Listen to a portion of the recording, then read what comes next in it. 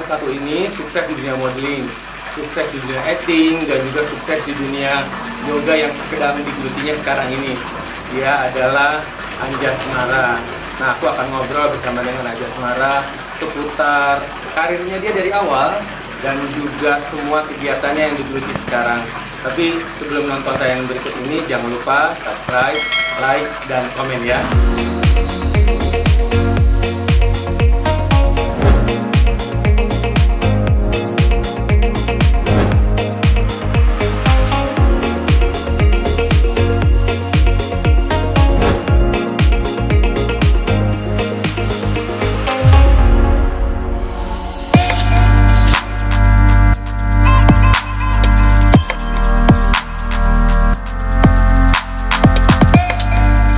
Sekarang aku udah bersama dengan Anjasmara di tempatnya Anjas. Anjas, apa kabar? Alhamdulillah baik, Panca. Kita kayak memori ya. Aku tuh kenal Panca dari aku umur 17 tahun.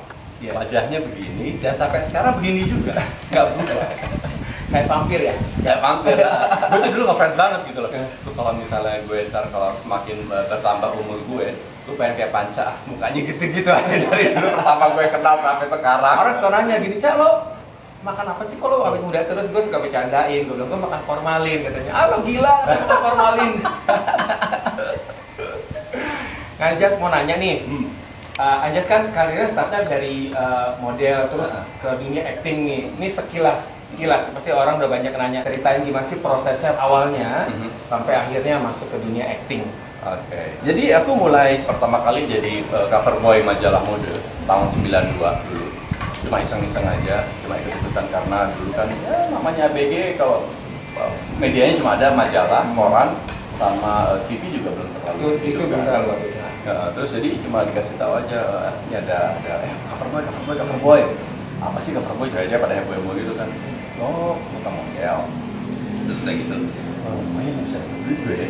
Akhirnya ya udah daftar lah, bilang ke nyokap mah ada kayak gini nih, boleh ikutan nggak? Coba aja ikut. Sudah akhirnya ikut, terus jadi finalis, kemudian alhamdulillah masuk berapa besar ya? 20 besar apa 30 besar aku lupa. Gitu. Sudah sejak itu, terus akhirnya setahun kemudian ditawarin main sinetron, tapi kapok. Dan sinetron pertama sama Krisdayanti, waktu itu Cemplon judulnya, cuma kebagian ya berapa scene doang. Akhirnya tanya ke nyokap bilang, mama bilang, ya udah caranya apa coba. Ya udah coba dan ternyata baru dapetin OI gitu, enaknya main sinetron itu seperti acting itu enaknya seperti itu. Gitu. Nah, di dunia acting Anjas, gimana sih Anjas tuh mendalami perannya? Jadi kalau Anjas dikasih sebuah peran itu mendalaminya gimana? Mendalaminya ya itu sebenarnya perlu proses yang panjang ya. Kebetulan aku punya director yang benar-benar luar biasa yang ngajarin dari A sampai Z secara detail. Dulu Yopi Purnama pertama kali yang ngajarin bagaimana berakting gitu. Setelah itu sama Ahmad Yusuf diperdalam lagi. Di situ Ahmad Yusuf semakin ngasih tahu bahwa dalam dunia acting itu ada dua sistem. Satu adalah menjadi sebuah karakter, yang satu memainkan sebuah karakter. Nah, kita mau pilih yang mana? Gitu. Masing-masing punya kelebihan dan kekurangannya. Gitu. Kalau memainkan karakter, kita secara individu kita masih safe sekitar 50% atas jiwa kita. Kalau memainkan, sementara kalau menjadi, kita akan kehilangan definitely 100%, 90-100% jiwa kita akan hilang. Gitu. Nah, jadi tinggal kita pilih aja mau yang mana gitu. Nah, biasanya kalau buat Anjas sendiri itu pilih yang mana? Kalau ngelihat dari tergantung dari produksinya. Oke. Kalau misalnya dari sebuah produksi itu minta Anjas 100% ya. Ya oke. Artinya aku harus jadi karakter yang minta. Sementara kalau misalnya produksi kayak sinetron gitu-gitu kan nggak harus 100%.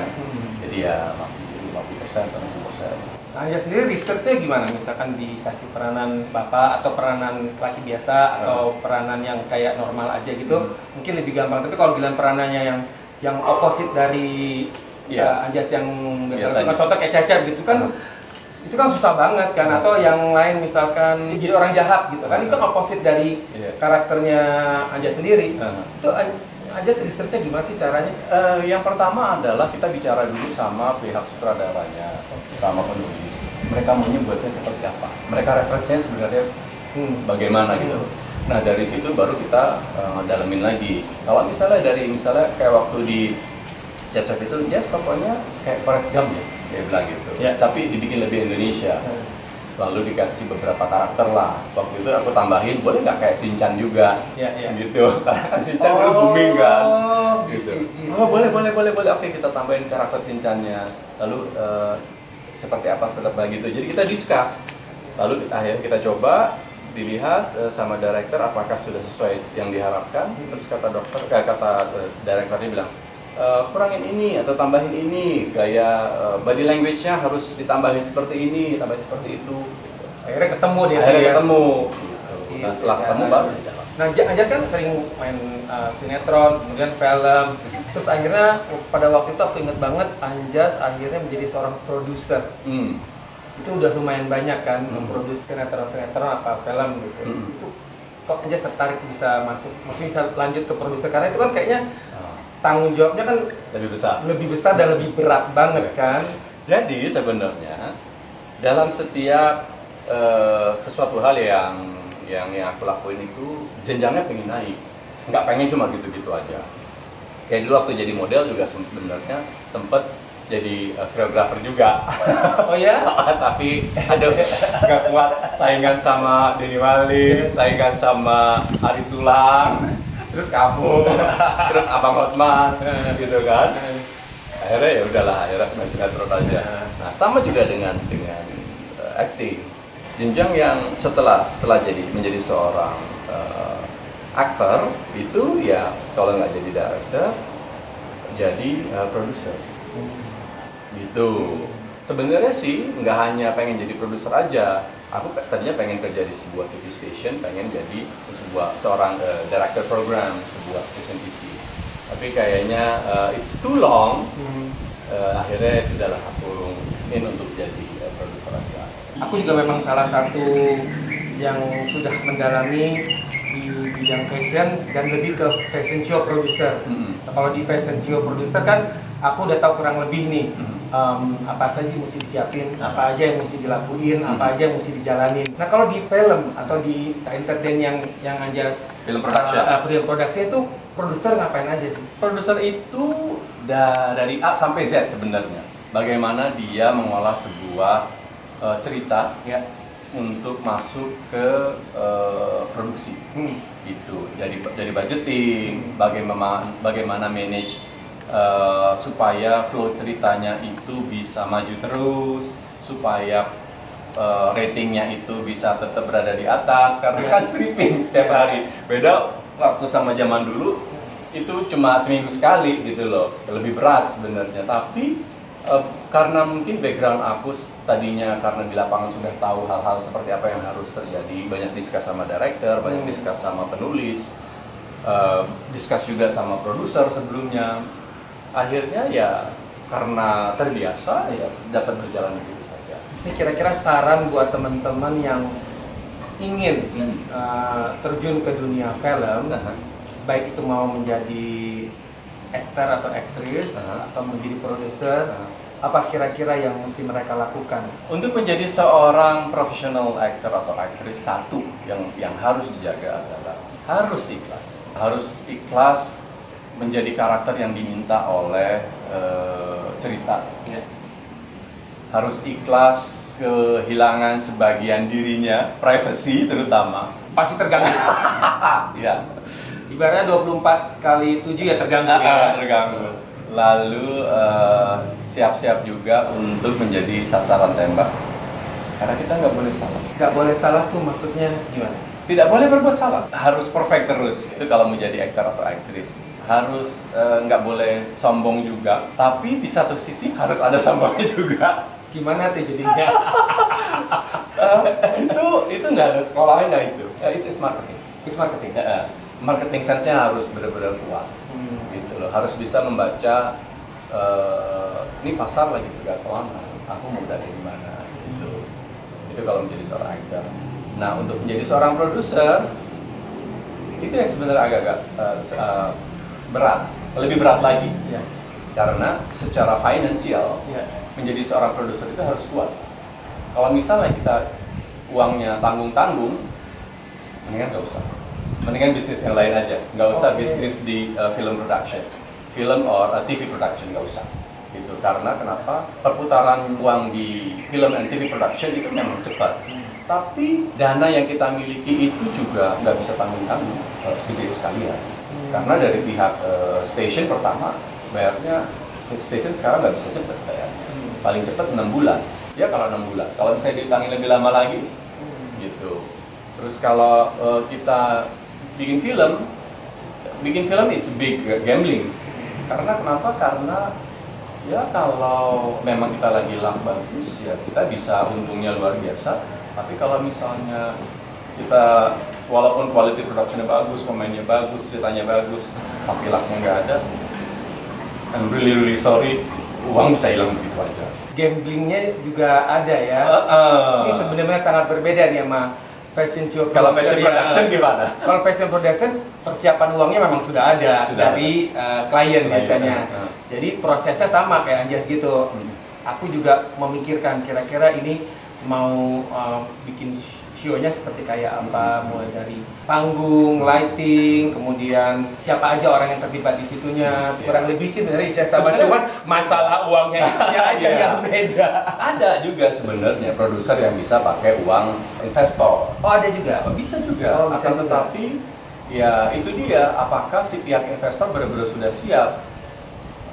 Harus dikasih tahu dulu, karena kebanyakan teman-teman yang berusaha untuk menjadi produser itu banyak cuma jual kecap aja gitu loh. Oh ini filmnya bagus, kita bisa untung sekian miliar, bisa untung sekian kali lipat. Padahal belum tentu bisa seperti itu. Tapi ada juga yang tiba-tiba dengan modal yang kecil untungnya bisa berpuluh-puluh kali lipat. Sekarang aku mengerti produser di perfilman seperti apa. Aduh berat, belum lagi kalau yang namanya kita bekerja dengan orang seni, kan Kanca tahu sendiri ya. Ya kan, it's very unique gitu loh, sangat antik semuanya. Kayak aku pegang waktu itu suami sama takut istri 3 tahun. 3 tahun, terus udah gitu, dan bikin satu film. Aduh, gila itu ribetnya. Tapi it's fun, it's very challenging, sangat memicu adrenalin sehingga kita kayaknya semangat terus. Kalau ngelihat dari para aktor atau aktris yang sekarang ini sama pada waktu zamannya Anjas mulai start nih, apa sih perbedaannya? Perbedaannya adalah perjuangan yang dilakukan oleh aktor, aktris sinetron awal tahun 90-an dengan yang sekarang 2010. Maaf, sorry to say, secara kualitas mental terutama, artis-artis zaman dulu itu lebih tanggung jawab. Kalau yang sekarang, karena mungkin dapetinnya gampang kali ya. Jadi ya sangat egois sekali gitu loh. Kan gue artisnya, ya udah yang lain-lain aja dulu, yang artis-artis kelas 2 aja dulu. Yang di-shoot nanti tinggal gue, atau harus gue duluan yang di-shoot, nggak peduli orang gimana-gimana. Terus udah gitu secara time management juga artis sekarang walaupun tidak banyak tapi ada yang kurang bisa menghargai waktu. Lalu secara kualitas acting, mereka kebanyakan bermain menjadi dirinya, bukan menjadi karakter yang diinginkan oleh cerita. Nah, Anjas pernah nggak ketemu sama? Oh banyak. Ketemu sama si artis-artis ini yang dalam satu scene gitu atau satu sinetron? Ada. Terus gitu Anjas gimana? Maksudnya ke merekanya? Aku sih berusaha untuk ngedeketin mereka ya. Ngasih pengertian bahwa yuk kita kerja sama-sama. Kamu kalau misalnya jadi seorang artis, kalau pengen menjadi lebih besar, nggak bisa cuma gini-gini aja. Kamu harus improve, harus upgrade diri kamu. Ya sebagian ada yang ngerti. Dia semakin profesional, tapi ada juga yang semakin nggak peduli, ya sudah biarkan saja. Ya besok-besok kalau tawarin paling jelas mau main nama artis ini nggak, masih ribet nggak dia ya? Gitu, kalau masih ribet silahkan cari pemain yang lain aja. Nah nih Anjas, hal yang kontroversi yang pernah Anjas lakukan? Ada. Di tahun 2005, aku waktu itu pengen banget bikin sesuatu hal yang sangat idealis. Sampai akhirnya waktu itu aku melakukan sebuah kolaborasi antara aku, Abel, Davi Linggar, dan juga Abu Swage. Kita bikin seni instalasi untuk CP Binale 2005. Di situ jadi heboh banget. Karena instalasi yang kita bikin adalah di situ aku harus foto ceritanya nude gitu, padahal nggak nude sih, masih pakai underwear, cuma underwear dihilangin. Nah itu yang sangat kontroversi dan jadi wah gila, itu memakan energi banyak banget, dan di situ merupakan sebuah titik proses pendewasaan diri dan juga putusan aku sekarang yang membuat diri aku menjadi seperti yang sekarang ini. Anjas tuh bisa kayak tenang gitu, maksudnya menghadapinya tuh gimana sih? Ya, acting lah. Acting lah. Di situ kelihatan ya, seorang Anjasmara yang sudah menerima award banyak, itu bisa kelihatan ya. Actingnya pura-pura tenang gitu, padahal tapi jauh di dalam hati yang paling dalam, I'm very broken heart. Ya gitu, karena ya maksud aku sebenarnya bukannya pengen bikin sesuatu yang aneh-aneh. I just want to teach people bahwa kalau memang lu pengen bikin sesuatu yang art, benar-benar dalam sebuah suasana yang art, bukannya karena waktu itu di awal tahun 2000 sampai 2005 itu banyak sekali orang yang mengatasnamakan seni, sesuatu yang nude itu dibilang, oh ini this is art, lu ngelakuinnya karena buat seni. Sementara diperjualbelikannya di pinggiran yang nggak jelas gitu, anak kecil bisa lihat, bukan dalam sebuah ruang yang benar-benar berkesenian gitu. Gitu. Tapi aku down banget, tapi ya sudah, gimana lagi, itu adalah sebuah proses pembelajaran diri. Kalau di dunia perfilman, Anjas kan termasuk yang sudah senior, ya. Dan sampai sekarang kalau bahasa gaulnya itu masih eksis gitu. Ada di sinetron yang lagi berjalan dengan anak-anak milenial sekarang, gitu kan. Itu Anjas maintainnya gimana caranya? Salah satunya adalah ngikutin tren yang sedang terjadi saat ini. Sosial media itu tetap harus dipertahankan, walaupun follower aku nggak bisa sampai berpuluh-puluh juta. Kayaknya udah miliaran ya? Enggak lah, dulu baru dikit. Gitu, karena ya aku ngikutin, tapi nggak terlalu ngikutin seperti yang anak milenial lain gitu. Kalau anak milenial lain bisa segala macam diposting, lalu bisa ngikutin challenge apa aja, ya aku nggak. Gitu. Itu sih sebenarnya, dan bagaimana melihat sebuah celah, bagaimana yang dijual saat ini bagi seorang aktor atau aktris adalah harus kelihatan, you should look good. Kalau misalnya nggak kelihatan bagus, ya dapat karakternya ya yang gitulah, gitu. Makanya secara fisik harus tetap dijaga supaya proporsional. Kemudian yang kedua adalah bagaimana bikin sebuah tren gitu loh, supaya orang jadi ngelirik. Marketing strateginya begitu, supaya orang ngelirik gitu loh. Oh, si Anjas masih ada ya? Pakai dia kayaknya bisa deh jadi karakter ini. Gitu. Itu sih sebenarnya. Itu salah satu cara untuk mempertahankan juga ya, dari maintain gitu ya. Ya di samping juga ada manajer yang mengatur strategi juga ya, paling enggak juga. Kapasitas manajer yang ada di Jakarta tidak semuanya itu dikatakan bisa benar-benar menjual artis. Ada yang kategorinya sebenarnya masih sekretaris atau asisten, tapi sudah ambil aja manajer.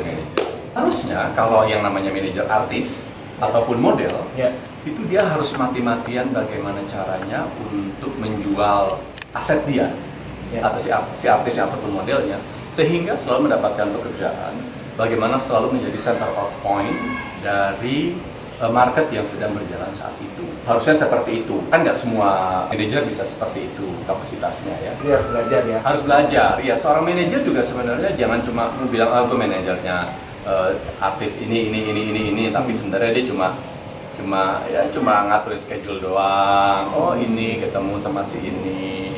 Ya, seorang manajer itu dia harus punya strategi khusus. Gimana caranya supaya si artisnya itu bisa tetap berada di garda depan. Kalau kita ngomong soal koreografer kan lebih baik punya background dulunya sebagai penari atau sebagai model. Betul. Berarti di manajer ini khusus di artis, akankah lebih baik dia dulunya pernah mencoba sebagai orang yang kerja di depan kamera, ataukah hanya ilmu aja yang dia cari? Tergantung sih sebenarnya. Bisa aja dia dari ilmu yang dia pelajari. Bisa juga dia pernah menjadi seorang aktor atau artis gitu, sehingga biasanya kalau misalnya dia jalannya dari seorang aktor atau aktris, dia akan lebih cepat ya gitu. Nah, kalau misalnya dari seorang, dia benar-benar totally seorang lulusan sekolah marketing gitu, ya pasti dia harus mempelajari dulu sinetron itu apa, dunia entertainment itu seperti apa, prosesnya panjang lagi. Makanya Anjas menjadi seorang produser karena udah kuat ya. Iya, bisa dibilang kayak gitu. Nah, pertanyaan selanjutnya, orang udah pada tahu nih semua kalau Anjas itu adalah benar-benar konsen sekarang ke yoga. Bisa dibilang ikonnya yoga tuh Anjas gitu sekarang. Amin. Karena ada background tadi itu kan, public figure. Iya. Nah, kenapa Anjas tertarik sama yoga pertama? Kan banyak nih sebenarnya olahraga yang lain kan. Kok tiba-tiba Anjas tertarik gitu sama yoga? Kenapa bisa tertarik sama yoga? Sebenarnya di awal tahun 2000 itu sempat diajakin sama Mbak Yati Octavia. Waktu itu Mbak Yati bilang, yes, kamu ikut yoga dong. Bilang sama Bu Raki, ikut sama Miles di Dharma Wangsa waktu itu. Ikut apa? Ikut yoga? Nggak mau, yoga kan buat kakek-kakek. Iya sih, awal-awalnya begitu. Gitu. Itu awal tahun 2000 sekali, aku ingat banget, waktu masih produksi sama Mbak Yati Octavia waktu itu. Terus udah gitu, pada saat awal tahun 2001-2002 itu alhamdulillah aku banyak sekali dapat berbagai macam keindahan dari apa yang sudah menjadi payah yang selama ini aku lakuin. Banyak rezeki, banyak menjadi center of point dari semua pihak, selalu berada di tengah-tengah spotlight. Tiap tahun tuh pasti naik panggung buat ngambil piala. Iya. Tapi kok ya ada sesuatu yang sepi di sana. Aku ngerasa ada sesuatu hal yang kosong. Sampai akhirnya belajar meditasi. Kemudian sekitar tahun 2004 belajar meditasinya lebih kencang lagi waktu itu. Pada saat selesai meditasi, karena waktu itu meditasinya dalam cara duduk berjam-jam. Kalau habis meditasi itu badan malah sakit-sakit gitu. Terus akhirnya aku cari kayaknya harus cari sesuatu, harus belajar sesuatu, dapetin olahraga yang di dalam olahraganya itu banyak sekali meditasinya gitu. Baca buku meditasi lagi, ada nggak menurut buku meditasi itu referensinya apa? Ternyata dari salah satu buku meditasi yang aku baca, yoga. Dalam setiap aspek yoga itu ada unsur meditasinya. Sudah, akhirnya aku belajar yoga karena waktu itu cukup sibuk sekali, ya udah belajarnya cuma dari buku sama dari podcast. Podcast waktu itu. Akhirnya belajar dari tahun 2004 akhir itu kalau nggak salah, 2005 sampai akhirnya tahun 2013, Dian akhirnya yang selama ini cuma gituin aku, dia belajar yoga. Akhirnya dia bilang, kamu cobain dulu yoga dong, gitu. Kamu pasti suka. Akhirnya ikut. Sudah, dari situ akhirnya diminta untuk ikutan teacher training yoga. Bilang nggak mau, ngapain orang aku yoga buat aku sendiri, aku pengen jadi guru kok. Dian bilang aja, dia daftarin, dia yang bayarin. Udah lah, pokoknya modulnya segala macam udah jadi. Dian sama gurunya takut itu juga dulu. Udahlah itu tak. Itu ikut 200 jam waktu itu pelatihannya. Waktu itu tanya mau jadi apa setelah ikut teacher training ini. Nggak mau jadi apa? Aku mau jadi guru. Yoga is for myself. I don't want to teach. Ya sudah, apa. Sampai akhirnya di tahun 2013 akhir, bulan Oktober, akhirnya graduate lah. Bulan Novembernya itu ada Namaste Festival. Di situ aku diminta untuk menggantikan salah satu guru besar yoga dari Hong Kong, kalau saya Malta harus saya panggil, karena ibunya waktu itu sakit atau meninggal. Saya bilang, ngapain? Gila lu, kan baru kemarin sore lulus sekolah yoga, masa udah ngajar apa pasti banyak yang penasaran gitu, ngajar seperti apa waktu itu kata panitianya. Ya udah, akhirnya ikutlah. Ternyata seru ya, banyak orang yang bisa merasakan energi yang aku kasih ke mereka yang mau di-share waktu itu. Dan akhirnya, oke, sejak saat itu makanya oke. This is a good start, I can share something to the people and I can help people also to become better than before. Ya sudah, oke, I will teach you starting from now. Benefitnya dari yoga itu banyak banget. Yang pertama adalah nafas semakin bagus, stres semakin bisa di-manage, terus semakin kenal sama tubuh. semakin merasa nyaman dalam menjalani hidup aja. Stres tetap ada, tapi kita bisa manage. Kalau dulu kita dapat sesuatu stres, kita langsung uring-uringan, langsung kayaknya semuanya itu salah. Kalau sekarang bisa lebih ya, okay, it's okay. Ini akan berlalu. Lebih bisa gitu ya? Lebih bisa gitu. Ya waktu itu aku juga ngerasain sih, aku nyoba, tapi waktu itu belum sampai ke titik yang itu ya, belum ke titik yang soal stres segala macam. Waktu itu kan memang banyak hal yang susah tidur, yang gitu-gitu. Terus beberapa kali melakukan yoga, terus ternyata bisa berhasil, habis tidurnya enak, baru sampai batas itu.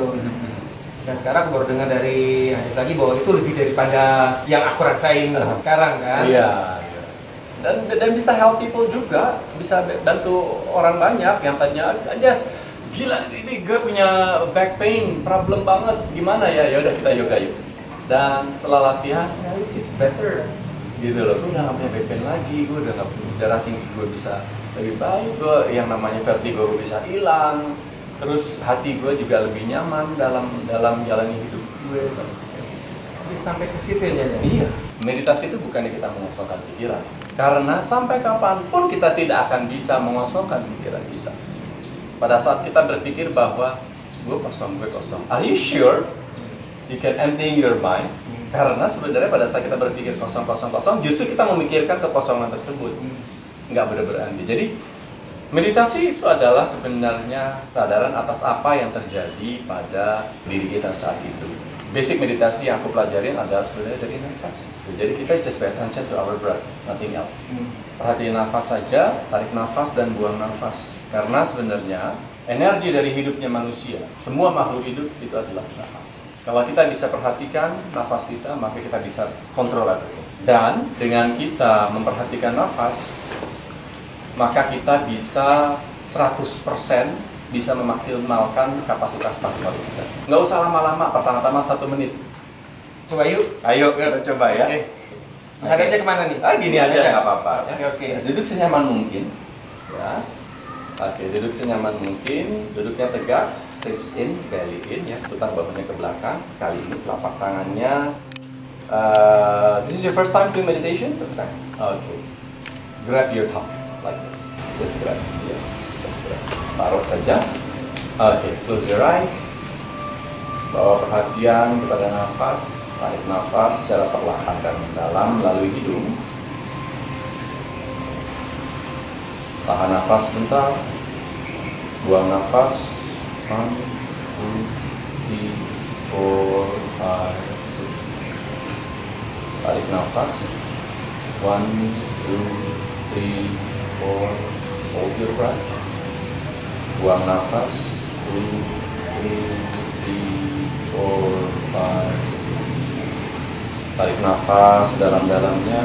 1, 2, 3, 4. Hold your breath. Exhale. 2, 3, 4, 5, 6. Inhale. 1, 2, 3, 4. Hold your breath. Exhale. 2, 3, 4, 5, 6. Kali ini perhatikan saja nafas tanpa harus mengatur seberapa banyak udara yang Anda hirup ataupun harus Anda hembuskan.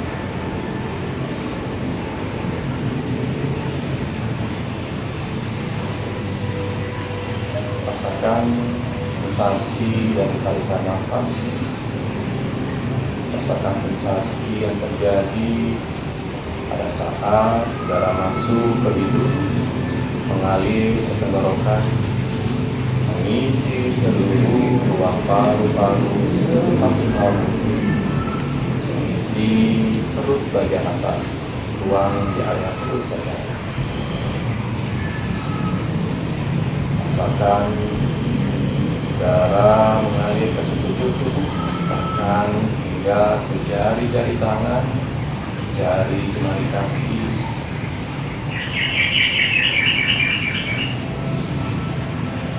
Saat buang nafas, rasakan sensasi seluruh ketegangan yang ada di tubuh, dari ujung jari jemari tangan dan kaki, dan seluruh bagian tubuh lepas bersama dengan nafas yang kita hembuskan.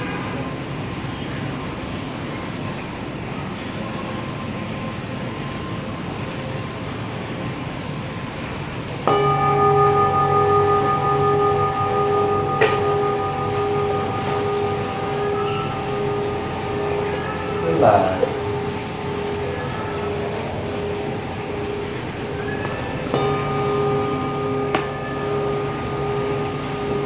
Relax.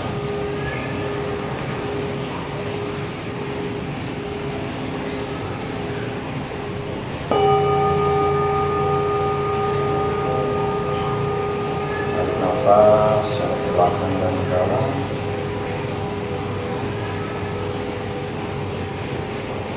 Slowly open your eyes.